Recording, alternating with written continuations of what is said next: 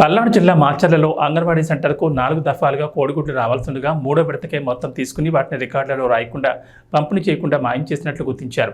కేంద్రం పరిధిలో 37 మంది విద్యార్థులు, 19 మంది గర్భిణీలు, బాలింతలు ఉన్నట్లుగా చూపారని, క్షేత్రస్థాయిలో అంత మొత్తంలో లబ్ధిదారు లేరని సూపర్వైజర్ ఉమాదేవి అన్నారు. సమగ్ర విచారణ నిమిత్తం మంగళవారం మాచర్లలోని సిడిపి వద్ద విచారణ చేయడం జరుగుతుందన్నారు. కేంద్రానికి వచ్చిన గుడ్ల పంపిణీలో కార్యకర్త గోల్మాల్ చేసినట్లు ఉమాదేవి పేర్కొన్నారు. మండలంలోని పేట తన్నెగంట్ల శివారులోని పోతరాజుకోటలో 151 కేంద్రంలో సోమవారం రాత్రి ఆకస్మిక తనిఖీ నిర్వహించి దస్తరాలు పరిశీలించారు.